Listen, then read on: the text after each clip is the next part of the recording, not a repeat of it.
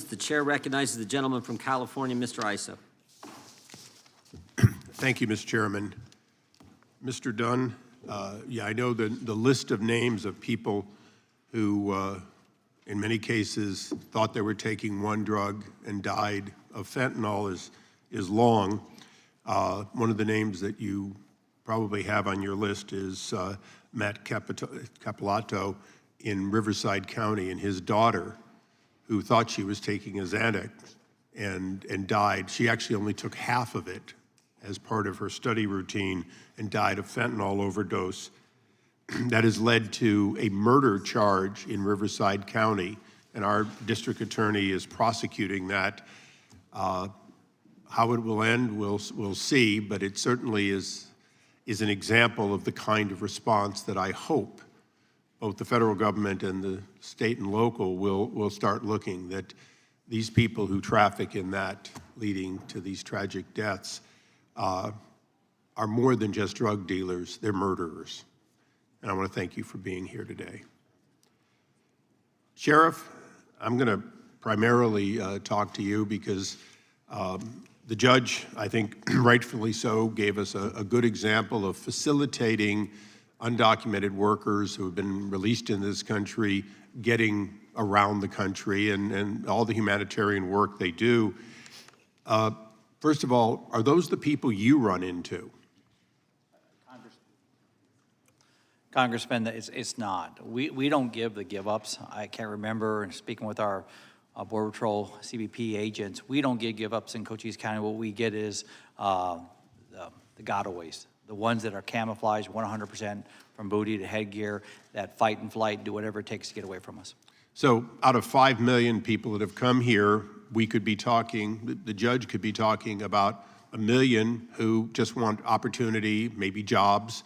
But that's not who you're dealing with. You're dealing with the other at least 1 million who are often repeat criminals and are evading in order to perpetrate crimes. That is correct. I want to go through a couple of quick quotes because you're at the border. I too am at the border. I have a little over 50 miles of the Mexican border in California. And so these quotes are particularly important to me. The Secretary of Homeland Security said, "The border is closed, the border is secure," in March of 2021. Was that true then? No. Is it true now? No. He additionally said, "We are working day in and day out to enhance its security." He said that November 16, 2022. Had you seen that kind of improvement? No, I have not. You haven't as of today. Just a few days ago, he said, "The border is not open." Would you agree with that? No, and if I could support that statement also, the majority of people, just to give an example, we have an interdiction team that goes out almost daily. Yesterday, they were out for their shift, had 15 smuggling events. We had a media crew riding with them yesterday. And the majority of people we talk to, the migrants that have been smuggled, which I call modern day slavery, what they're doing to these people, they tell us the reason they're here is because President Biden and the welcoming sign.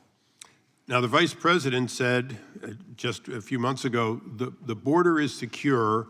We have secured the border. Would that also be inaccurate? Yes, it would. Now, a lot of people talk about the Trump era versus now. Is it fair to say that it got better, but it was still a difficult time for you even then with some of what you were dealing with at the border? Yes, after 38, almost 48 years of working this border, I've seen the good and the bad, the ugly. It was better under President Trump. This is, like I said, this is the worst I've seen, mainly because of the aggression by the cartels and the aggravated acts toward law enforcement in the community. And I want you to take the remaining time and just tell us that difference between the Trump era and now with the border wide open. What does it do for your ability to provide law enforcement for other purposes to your county? Well, with the amount of arrests we had in 2022, our border population, or it's been border crimes, that's been arrested and booked in my jail, equates to about 40 to 44% of all the population in my jail. You equate that back into the patrol side of it for the troopers, the local law enforcement, sheriff's office. We're spending a lot of time keeping our community safe, diverted from the normal stuff that we do, the proactive stuff, into addressing border crimes. Thank you. Mr. Chairman, I yield back. Gentleman yields back. The gentleman from